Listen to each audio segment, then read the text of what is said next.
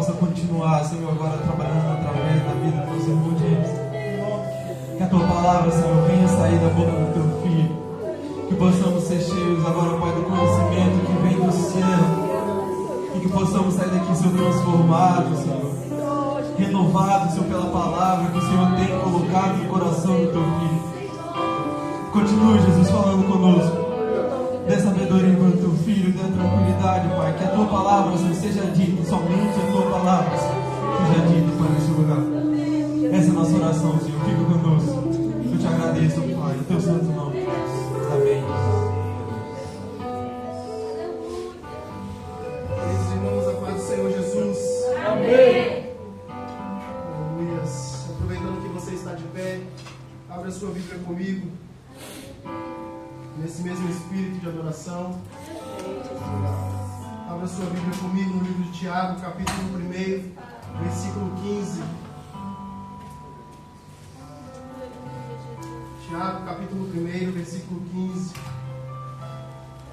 Que Jesus me dê graça para ministrar essa noite. Amém, Jesus. Porque a nossa vontade é ficar só adorando. Nossa vontade é ficar só adorando. Aleluia. Graças a Deus, porque já podemos sentir a sua presença aqui. Amém, Jesus. Aleluias. Livro de Tiago, capítulo 1, versículo 15 diz assim. Vamos ler todos juntos no 3. 1, 2, 3. Depois, havendo a concupiscência concebido, dá à luz o pecado, e o pecado, sendo consumado, gera a morte. Podeis assentar. De louvor também, se quiserem sentar, podem sentar. Eu vou usá-los depois. Aliás, Deus vai continuar usando. Só quero depois. Aleluia. Meus irmãos, nós estamos diante de um texto. Eu quero ser bem rápido nas minhas palavras. Apenas umas 2 horinhas aqui, tá bom. Aleluia, Jesus. Não, aleluia, tá bom. Pode, Luiz? Pode? Meus irmãos, o texto de Tiago, capítulo 1, versículo 15, é a continuação dele, alertando o seu povo a respeito das provações e das tentações. Tiago, no capítulo 1, do versículo 1 até o versículo 18, é ele alertando a igreja a respeito das provações e a respeito das tentações. Ele está aqui alertando a igreja a respeito do pecado. Ele está alertando a igreja para que a igreja tomasse muito cuidado com o pecado.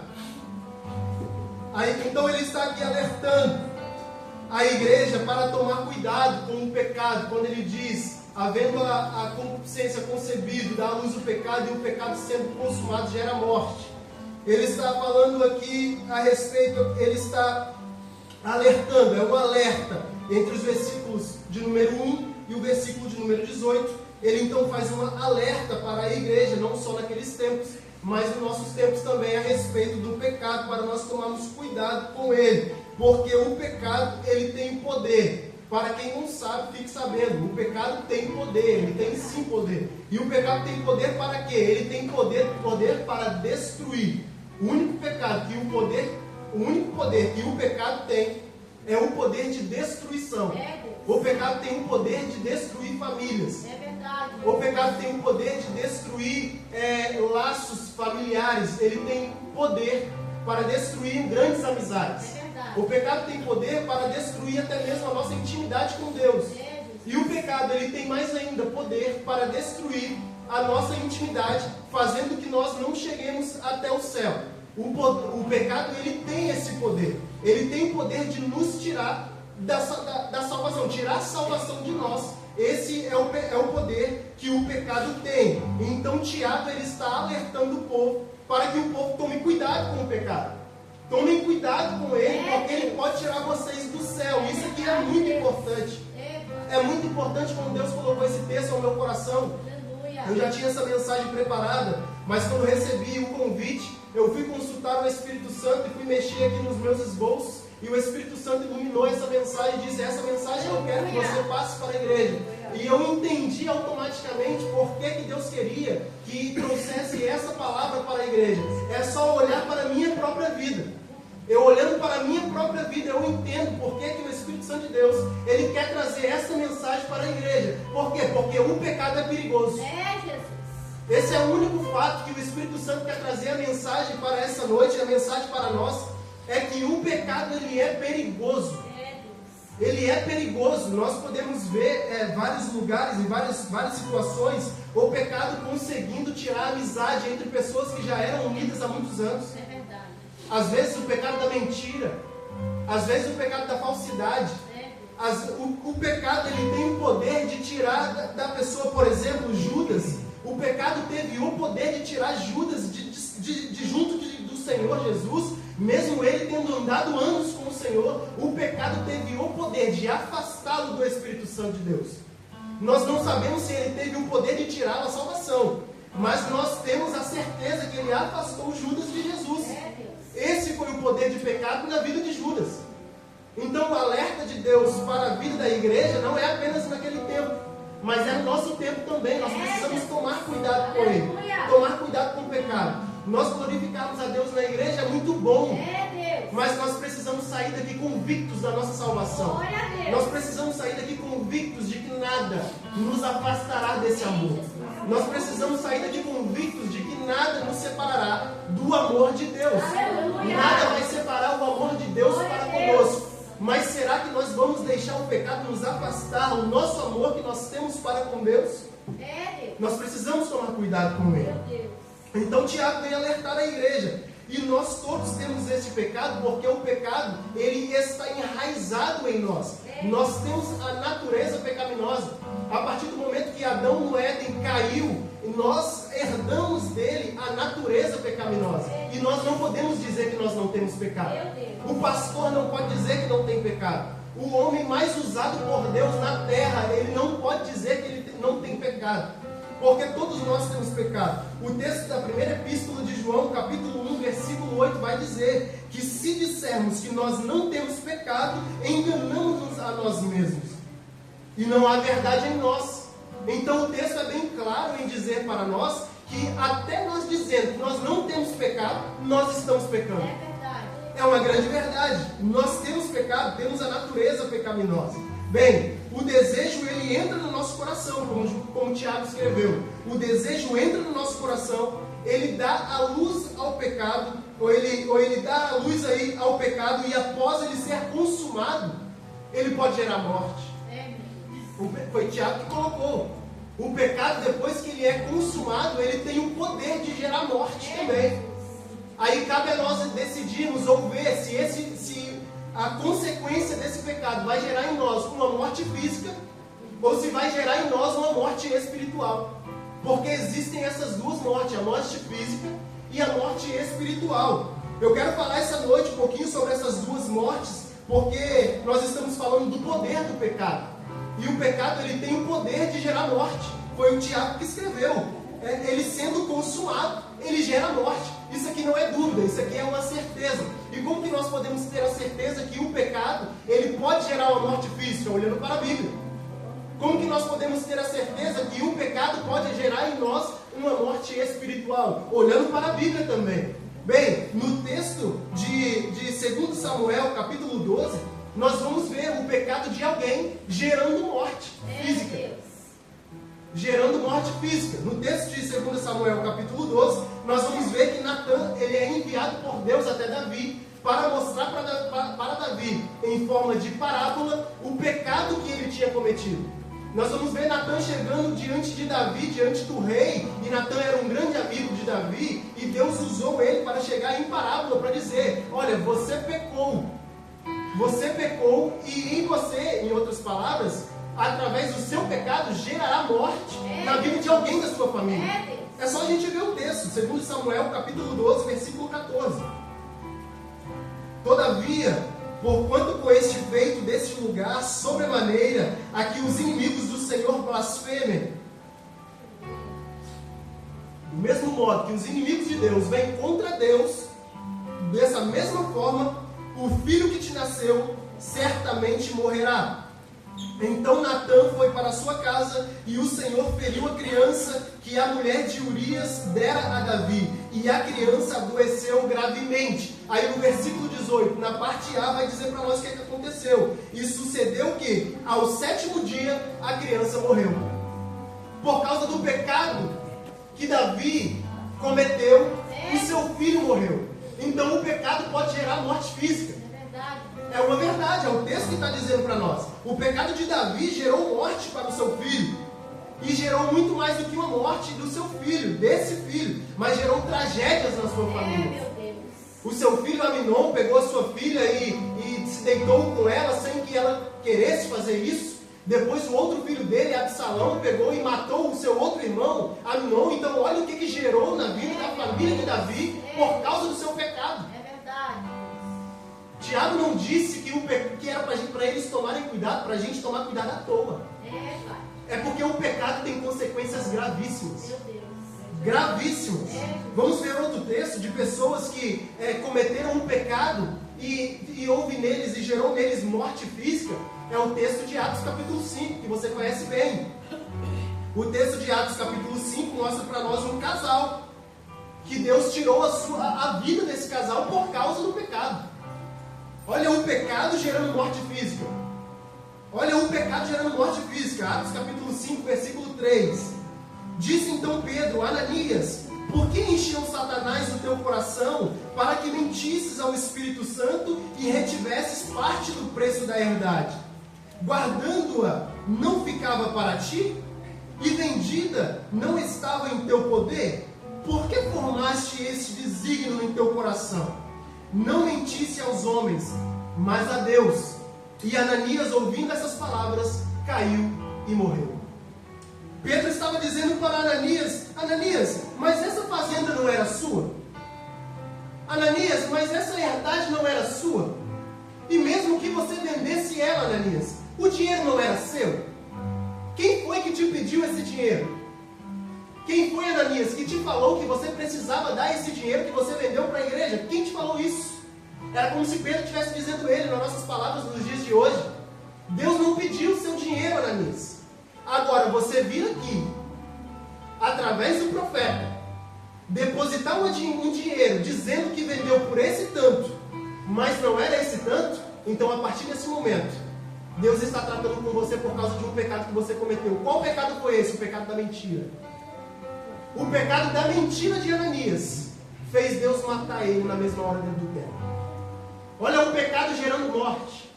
E continuação do texto, no versículo 7, vai dizer para a gente: e passando um espaço de quase 3 horas, 3 horinhas apenas, entrou também a sua mulher, não sabendo o que havia acontecido, e disse-lhe Pedro: dize-me, vendeste portanto aquela herdade? É Pedro perguntando para a mulher de Ananias, a Safira: olha, você vendeu por esse tanto a herdade? E ela disse: sim, por esse tanto eu vendi. Então Pedro lhe disse: por que é que entre vós vos concertaste para tentar o Espírito do Senhor?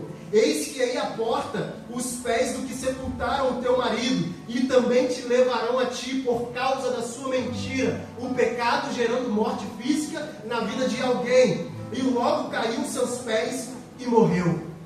Ananias e Safira morreu por causa de uma mentira. É o pecado gerando morte física na vida de alguém. Deixa eu abrir um parênteses nessa mensagem para te dizer: cuidado. Cuidado com o que você oferta. Cuidado com o quanto que você dizima. Cuidado com o que você fala para o seu pastor. Cuidado com o que você fala para o seu líder. Você não é obrigado a estar aqui. Você não é obrigado a ofertar. Você não é obrigado a dizimar. Você dizima por fé. Você não é obrigado a fazer essas coisas. Mas se você resolver fazer, faça direito. Aleluia! Se nós colocarmos no nosso coração o desejo de contribuir, então que vamos contribuir direito. Se nós colocarmos o desejo no nosso coração de ajudar, então vamos ajudar direito. Bem, se eu preciso ajudar, se eu coloquei no meu coração de ajudar, se eu quero ajudar a obra do Senhor, então quando o pastor me ligar, eu não vou dizer: pastor, eu vou sair, não posso, sendo que eu estou em casa. É mentira. Quando o líder me ligar, líder, eu não posso porque vou viajar. E eu não vou viajar, eu vou sair. Mentira. Que tomemos cuidado com isso. Que tomemos cuidado com as pequenas coisas, com as pequenas mentiras, com os pequenos enganos. Porque o pecado gera-se morte. Aleluia. E ela pode gerar morte física também. O pecado pode gerar morte física também. Deixa eu fechar esse parênteses. Porque o Espírito Santo de Deus, conforme a gente vai ministrando, ele vai colocando coisas em nosso coração e vai colocando palavras em nossa boca. Eu quero falar sobre a segunda morte, que se trata da morte espiritual. Nós vemos que o pecado ele pode gerar morte física, é a Bíblia que nos diz. E a Bíblia também nos mostra que o pecado gera em nós morte espiritual. E vamos ser bem sinceros, a morte espiritual é aquela morte que hoje em dia a gente quase não vê ninguém falar, quase não enxergamos ninguém falar, ou muita gente falar sobre essa morte, que é a morte espiritual, mas nós conseguimos ver ela pairando em nosso meio. É verdade. Nós conseguimos enxergar a morte espiritual pairando em nosso meio. Inclusive, depois da mensagem de hoje, nós vamos conseguir fazer isso. Nós vamos aí ver um bocadinho mais e pensar e começar a analisar. Olha, é verdade. Talvez eu estava morto espiritualmente, não sabia. É Deus. Mas vamos caminhar. Segunda morte, a morte espiritual. A morte espiritual é aquela que nos afasta de Deus. A morte física, ela pode te levar para Deus. Mas a morte espiritual, ela te afasta de Deus. Automaticamente, a morte espiritual te afasta de Deus. A morte espiritual, ela afasta. Essa morte te deixa, ela até te deixa viver. Mas você vive da forma errada. Com essa morte espiritual, você até canta. Mas você não louva. Aleluia. Com essa morte espiritual dentro de você e dentro de mim, nós até pregamos. Meu Deus. Mas não toca na vida de ninguém. Verdade, Jesus. Essa morte espiritual nós até caminhamos, mas nós caminhamos para a perdição. Com a morte espiritual dentro de nós, nós até fazemos, mas fazemos da forma errada. Com essa morte espiritual dentro de nós, nós até comemos, mas nós não somos saciados. Com a morte espiritual em nós, nós até bebemos água, mas ela não sacia a nossa sede. Com essa morte espiritual, nós como igreja, nós conseguimos fazer muitas coisas, mas nós não mudamos vida de ninguém, porque nós estamos mortos espiritualmente. Se nós estivermos mortos espiritualmente, nós podemos fazer tudo aqui na casa de Deus, mas essas coisas não vão nem passar do teto, porque a morte espiritual em nós, ela nos afasta de Deus. A morte espiritual em nós, ela não faz com que o nosso culto suba. Aliás, nós até vimos para o culto, mas nós não apresentamos um bom culto a Deus, porque nós estamos mortos espiritualmente. Talvez você pode pensar aí, quando foi a última vez que você sentiu o Espírito Santo de Deus falar em seu coração? Talvez você pode fazer uma reflexão da sua vida nesse momento. Quando foi a última vez que o Espírito Santo te usou com o dom que você tem? Talvez o dom de revelação. Qual foi a última vez que Deus te usou no dom que você tem? Isso se trata de morte espiritual. Qual foi a última vez? Porque Deus não dá dom para ninguém se Ele não for usar você para usar esses dons aí. Se Deus te deu um dom, Ele quer te usar para você exercer. Se você tem um dom e você não usa há muito tempo, faça uma reflexão, porque talvez você está morto espiritualmente. Mas eu canto, mas eu prego, mas eu dirijo o culto, eu sou líder do departamento, o pastor me colocou como ajudador dele da igreja, mas você não está exercendo o seu dom, você não está usando o dom que Deus te deu. Então faça uma reflexão, porque você pode fazer isso tudo aqui, mas pode estar morto espiritualmente. Pode estar morto espiritualmente. Bem, essas são as evidências de quem está morto espiritualmente. As evidências de uma pessoa que está morta espiritualmente essas coisas que nós acabamos de dizer. Vamos ler um texto, Efésios capítulo 2, versículo 1, 2 e 3. E vos vivificou, estando vós mortos, e aqui está dizendo sobre morte espiritual, estando aqui vós mortos espiritualmente, em ofensas e pecados, Tanto que está dizendo sobre morte espiritual, porque a seguir vai dizer sobre ofensas e pecados. Ninguém que morre fisicamente tem mais ofensas e pecados. Então aqui se trata de morte espiritual. Estando vós mortos em ofensas e pecados, em que noutro tempo andaste segundo o curso deste mundo, segundo o príncipe das potestades do ar, do espírito que agora opera nos filhos da desobediência. Ele está falando aqui de quem é morto espiritualmente. Olha o que o inimigo faz com quem é morto espiritualmente. Ele anda segundo o curso desse mundo. Ele está aí todo o tempo fazendo o que as potestades do ar querem, o espírito mal quer, e também ele se torna um filho da desobediência. Esses são os que estão mortos espiritualmente. Versículo 3. Entre os quais todos nós também antes andávamos nos desejos da nossa carne. Ou seja, nós antes estávamos mortos espiritualmente. Desejo da nossa carne, fazendo a vontade da carne e dos pensamentos. E éramos por natureza filhos da ira, como os outros também. Ou seja, Paulo está dizendo nessa carta aqui de Efésios, capítulo 2, que aqueles que são mortos espiritualmente, eles têm por natureza fazer o que é mal. Aqueles que estão mortos espiritualmente, a mente dele trabalha para fazer o mal. A mente dele trabalha para querer o mal de alguém. A mente dele está sempre trabalhando e está sempre, como ele coloca aqui, os seus pensamentos estão sempre de acordo com a vontade da carne. A carne quer pecar e o seu pensamento fala, faz isso. A carne quer pecar e o seu pensamento está dizendo, vai, faz isso que é certo. Quem está morto espiritualmente, a carne quer uma coisa e o pensamento acusa a mesma coisa. Quem está morto espiritualmente, a carne fala rouba e o seu pensamento fala pega. Quem está morto espiritualmente, a carne diz vai, peca, e o pensamento fala vai, faz isso mesmo que é bom. Ou seja, é como Paulo escreve, os seus pensamentos fazem a vontade da carne. Até o pensamento de quem está morto espiritualmente faz a vontade da carne. Mas quem tem o Espírito Santo de Deus, quem quer fazer a vontade do Espírito, quando a carne diz peca, a mente está dizendo não, aqui habita o Espírito Santo. Quando a carne diz, olha, faz essa coisa de errado, a mente dele já acusa, não, o Espírito Santo habita em mim, eu não posso fazer essas coisas. Bem, quem não está morto espiritualmente, o Espírito Santo em todo momento está trabalhando em sua mente, a todo momento ele está pensando, bem, o que a igreja precisa que eu posso ajudar, o que o pastor precisa que eu posso ajudar, o que a obra de Deus precisa e o que eu preciso fazer para ser realmente um servo do Senhor. A mente dele está sempre trabalhando, eu preciso ler, eu preciso estudar, eu preciso louvar, eu preciso cantar. Se o meu dom é cantar, então eu preciso estudar mais músicas. Eu preciso saber o que a Bíblia me diz sobre o louvor. Se o meu dom é tocar, eu preciso saber como que eu tenho que tocar, como que eu tenho que fazer, como que a Bíblia diz para eu fazer. A mente está sempre trabalhando para o bem.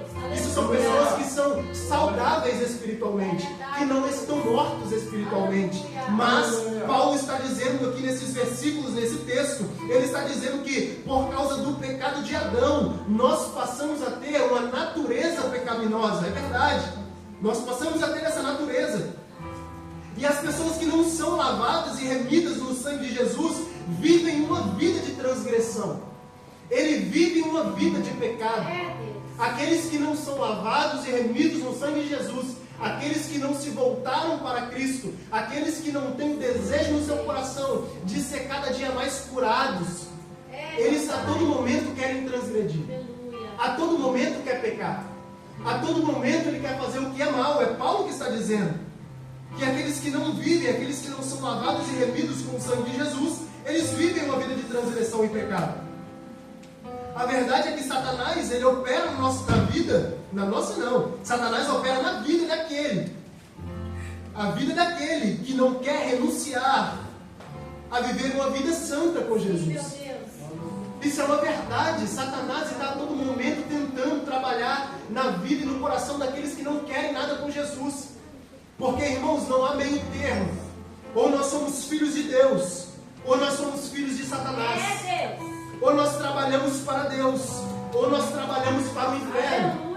Ou a nossa mente trabalha para o bem de Deus, Deus, para o bem da sua obra, ou a nossa mente vai trabalhar para o bem de Satanás e para os seus demônios. Não há meio termo. Ou nós escolhemos ter uma vida santa com Jesus nos dias de hoje, ou Satanás vai trabalhar na nossa vida em todo momento. Não pensa que você é super-homem, não pensamos que nós somos super-homens e super-mulheres. Não existe esse negócio de super-homem ou super-mulher, não existe isso. Satanás a todo momento está tentando trabalhar para nos tirar da graça. Satanás a todo momento está tentando trabalhar para nos tirar da graça, para nos tirar, para nós pecarmos. É só você fazer uma análise da sua vida. Quantas vezes os seus patrões trabalham para tirar a sua graça? Quantas vezes as pessoas dentro da sua própria casa trabalham para tirar a sua graça? Quantas vezes seus parentes, seu parentesco trabalham, você até quer ficar firme, mas parece que o diabo está trabalhando, é o diabo mesmo. É o diabo mesmo. Porque quem não trabalha para o reino, trabalha para o reino do inferno. É uma grande verdade. É a verdade. Ou nós nos fazemos servos de Deus, ou nós entregamos de corpo, alma e espírito para o Espírito Santo, ou nós vamos estar à mercê do diabo. É uma grande verdade. E nos tornamos mortos espiritualmente.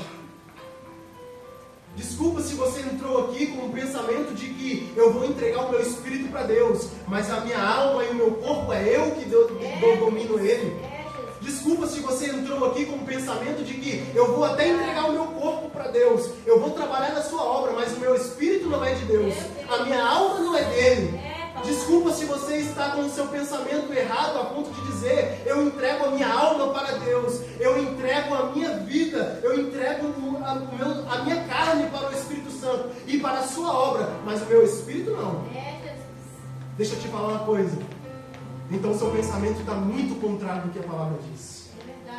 Desculpa te dizer algo ainda além. Você está se tornando filho da desobediência. Porque todo aquele que é morto espiritualmente, ele não trabalha para o bem da obra de Deus. Quem é morto espiritualmente não trabalha para o bem da obra. Ele não trabalha para o bem, ele não trabalha conforme a palavra diz. Ele vive o tempo inteiro pecando, ele vive o tempo inteiro transgredindo. E atenção, eu não estou falando da natureza pecaminosa, porque é verdade que nós temos essa natureza pecaminosa e nós vamos pecar. Mas deixa eu abrir outro parênteses para dizer aqui, usar aqui uma forma que até o nosso pastor usa aqui de vez em quando, que vocês já escutaram também. É aquela forma de tropeçar em pedra pequena e tropeçar em pedra grande. Vocês já ouviram falar? Bem, a nossa natureza pecaminosa faz-nos tropeçar em pedras pequenas. O que é tropeçar em pedras pequenas? É tropeçar naquele pecado que a gente não viu, que a gente não quis. Mas por que aconteceu? Porque a nossa natureza é assim. Aconteceu, mas logo a seguir que esse pecado, que a gente comete esse pecado, o Espírito Santo de Deus acusa. Opa, você pecou. Já aconteceu com vocês? É verdade, Deus. É verdade. Quando a gente mente, e logo a nossa mente, opa, você mentiu. Meu Deus. Aí logo em seguida, a gente com a mente saudável que somos, filhos de Deus que somos, Aleluia. Jesus, me perdoa, porque não era para ter feito Deus. isso. Aleluia. Esse é tropeçar em pedra pequena. Mas tropeçar em pedra grande é quando a gente vê o pecado, anda até o pecado e chuta ele. Isso é tropeçar em pedra grande. Isso é nós pecarmos. A gente está vendo que roubar é pecado, mas a gente rouba com a consciência de que aquilo é errado. A gente sabe que mentir é pecado, mas a gente mente sabendo que aquilo é pecado. A gente sabe que matar é pecado, mas a gente mata porque a nossa natureza é pecaminosa? Não, é porque nós queremos cometer o pecado. Nós tratamos mal as pessoas da rua, tratamos mal as pessoas de dentro da nossa casa, é porque nós temos a natureza do pecado. Não é por isso, não é por isso. É porque nós estamos vendo aquele pecado e nós queremos transgredir, nós queremos pecar. Isso aí é quem está morto espiritualmente. Essas pessoas são evidências de quem está morto espiritualmente. Não está tropeçando no pecado, ele está chutando o pecado. E não é chutando para longe não, é na analogia que estamos a fazer aqui agora. É mesmo querendo pecar. Então nós temos a natureza pecaminosa, mas Jesus nos limpa de todo o pecado. Mas nós temos que ter a nossa mente saudável. A nossa mente precisa ser uma mente saudável, uma mente que se volta para o reino, uma mente que se volta para Cristo. Nós não podemos entregar apenas o nosso espírito para Deus, Nós não podemos entregar apenas a nossa carne para Deus e nem podemos entregar apenas a nossa alma. Jesus nos quer em espírito e em verdade. Ele nos quer de alma, corpo e espírito, ou corpo, alma e espírito de Jesus. Ele nos quer por completo. Aleluia. Deus, Ele nos quer por completo. Ele não nos quer pela metade. Não caímos nesse erro de pecar, porque o pecado vai gerar em nós algum tipo de morte. Se ele não gerar em você a morte física, pode ter certeza que ele vai gerar em você a morte espiritual. Por isso que outrora a gente orava. Por isso que outrora a gente passava 1 hora de joelhos e nem olhava a hora passar. É por isso que outrora a gente cantava e pessoas choravam. É por isso que outrora a gente pregava e antes da gente fazer o apelo já tinha pessoas se entregando para Jesus. Por isso que outrora, quando a gente levantava as mãos, Jesus curava no meio do povo. Por isso que outrora a gente se entregava de corpo e alma para a obra do Senhor. E hoje nós não conseguimos fazer mais. É porque nós estamos mortos espiritualmente. A morte espiritual chegou até a casa de alguém. A morte espiritual chegou até o corpo, a alma e o espírito de alguém. Mas graças a Deus que nós temos um Jesus, que Ele sim nos limpa de todo o pecado. Jesus tem poder para nos limpar e nos perdoar dos nossos pecados. Romanos capítulo 3, versículo 23 diz que todos pecaram e distante da glória de Deus eles estão. Destituídos estão da glória de Deus. O pecado faz isso com a gente. Ele nos afasta. O pecado nos afasta de Deus. Mas só que Deus é aquele que nos justifica. Aleluia. O tempo inteiro Deus, Ele nos justifica. Ele nos limpa de todo pecado. Satanás está vindo contra a nossa vida para tentar fazer com que nós pecamos, para gerar em nós alguma morte, seja ela espiritual ou física. Mas Jesus, Ele vem por meio da graça para nos dar todos os dias uma nova chance. Uma nova chance de nos arrependermos. Jesus, Ele vem por meio da graça para nos dar a chance de nos arrependermos dos nossos pecados, para nos ficarmos limpos, para nos limpar desse pecado que outrora veio na nossa vida. Jesus, Ele tem poder para limpar-nos do pecado. Graças a Deus. Aleluias. Aleluia. Na continuação do texto de Efésios capítulo 2, versículo 4, eu já estou encerrando.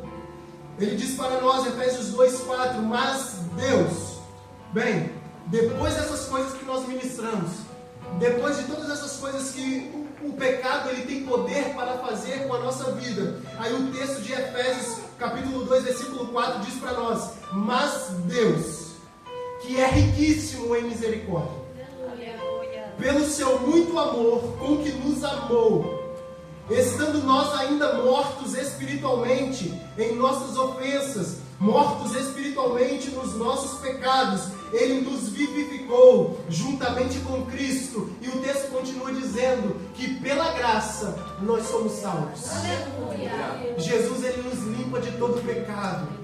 Talvez nós entramos aqui mortos espiritualmente pensando, quem poderá me defender? E Jesus está olhando para nós e dizendo, eu posso te limpar desse pecado. Talvez nós entramos aqui pensando, bem, eu estou tão frio, eu estou tão fraco na fé, eu fazia tanta coisa para Deus, hoje não consigo mais. Jesus me trouxe aqui para te dizer que Ele é a solução para a sua vida. Ele hoje te limpa, Ele hoje te sara, Ele hoje te cura, Ele hoje te dá uma mente saudável, Ele hoje te transforma nesse ser que faz tudo que o diabo quer para um ser que faz tudo que o Espírito Santo de Deus quer para a sua vida. O amor de Deus demonstrado no Calvário, uma graça demonstrada na cruz, é essa graça, é esse poder, é esse amor que Jesus Cristo vem para conosco e nos limpa de todo pecado. Ainda que nós temos a natureza pecaminosa, Jesus está olhando para nós e dizendo, eu não quero saber a natureza que você tem, eu quero saber o quão disposto você está para se entregar para mim. Jesus não está querendo saber qual natureza nós estamos. Por quê? Porque Adão pecou, mas ele veio para nos justificar. Adão caiu, mas ele veio para nos limpar. Adão, ele nos deu essa natureza, mas Jesus, ele veio por meio da graça, por meio do amor que há em Deus, para nos limpar. Naquela cruz, Ele nos limpou. Naquela cruz, por meio daquela graça, Ele nos salvou. E é por isso que nós estamos de pé até os dias de hoje. E se a morte física não chegou até a sua vida, é porque Deus a cada dia te deu novas oportunidades para você ser sarado espiritualmente. O Espírito Santo de Deus te dá novas oportunidades para ser sarado, para ser curado. Esse poder que Jesus tem, Ele nos dá a oportunidade de termos uma vida nova, de dizermos: não vivo mais eu, mas Cristo vive em mim. Será que nós podemos dizer essa frase convictos? Será que nós hoje podemos dizer essa frase com toda a certeza do mundo, sem que a nossa mente nos acuse que nós estamos errados? Será que nós podemos abrir a boca e dizer: eu não vivo mais eu, mas Cristo vive em mim? Será que nós podemos dizer isso? Será que nós podemos pensar aí, bem, deixa eu pensar no meu dia de hoje, o que eu fiz para Deus e o que eu fiz para Satanás? Deixa eu pensar no meu dia de hoje, quanto eu me doei para Deus e quanto eu me doei para o inferno. Deixa eu pensar no dia de hoje, quanto eu fiz para Deus, quanto eu meditei na sua palavra, o quanto eu tirei do meu dia de hoje para orar, para falar com Deus, e quanto eu fiz coisas erradas. Bem, Jesus está aqui, dizendo para mim e para você, que Ele nos limpa desses pensamentos, que Ele tem poder para isso. O último texto que quero usar é a primeira epístola de João, no capítulo 1 e no versículo 7. Diz assim para nós, e o grupo de louvor, se quiser aproximar, ou um só deles, se quiser, só para a gente cantar o coro do último hino que vocês estavam louvando. Não, vamos ser rápidos também. Primeira epístola de João, capítulo 1, versículo 7. Diz assim: mas se andarmos na luz, como Ele na luz está, temos comunhão uns com os outros. E o sangue de Jesus, seu Filho, Ele tem poder para fazer o quê? Todo pecado. 1, 2, 3, nos purificar. 1, 2, 3. Nos purificar de todo pecado. É isso que o sangue de Jesus tem poder para fazer conosco. Mas é para quem anda na luz. Olha o que o texto está dizendo. Mas se andarmos na luz, como Ele na luz está, nós temos comunhão uns com os outros. Isso é a evidência de quem anda na luz. É comunhão. Se você não consegue ter comunhão para o seu irmão, alguma coisa está errada com você. Não é com Cristo, é com você.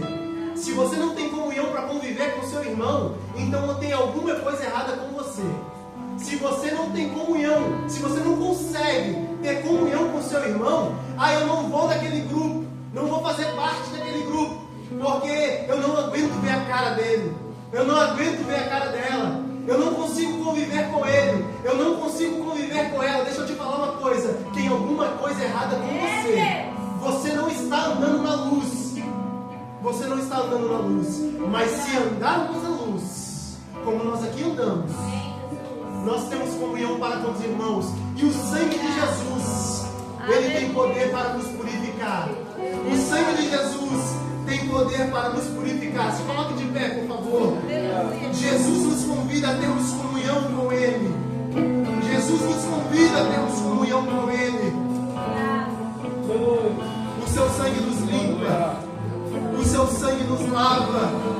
Sempre que confessarmos o nosso pecado para com Deus, o seu sangue tem poder para nos limpar. O seu sangue tem poder para nos purificar. O seu sangue tem poder para fazer coisas maravilhosas em nossa vida, em nosso meio.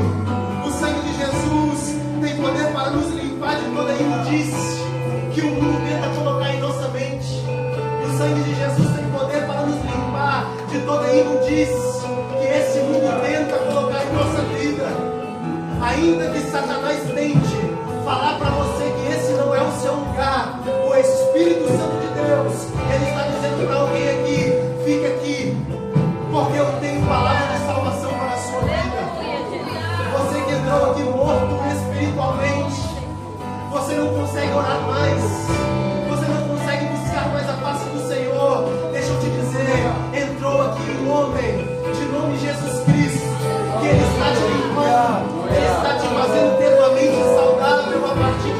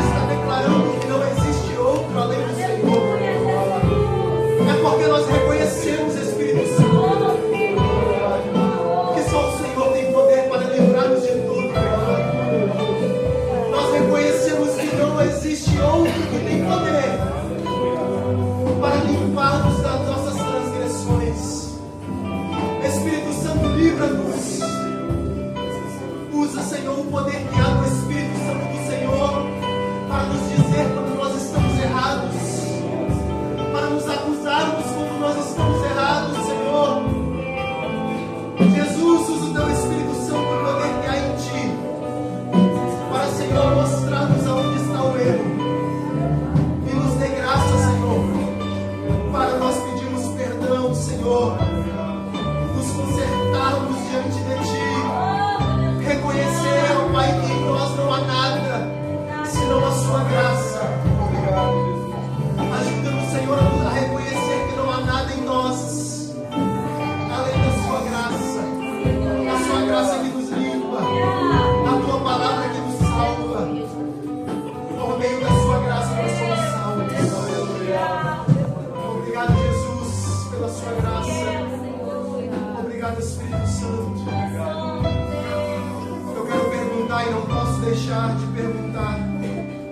Se tem alguém aqui essa noite que quer entregar sua vida para Jesus, alguém aqui essa noite que reconhece que está morto espiritualmente, alguém que está aqui reconhecendo que está morto espiritualmente, lembrando que outrora trabalhava, outrora fazia algo para a casa de Deus, que outrora tinha a sua salvação, ou melhor, a certeza dela. Tem alguém aqui que outrora tinha a certeza da sua salvação e hoje já não tem mais? Deixa eu te falar uma coisa. Se você não tem certeza da sua salvação, isso é uma das evidências de que você está morto espiritualmente. Porque quem anda na luz tem a certeza que se a trombeta tocar hoje, nós iremos para a glória do Espírito Santo. Todos aqui têm essa certeza. Amém. Aleluias. Amém. Amém. Podemos acertar. Quero devolver e passar para o nosso co-pastor.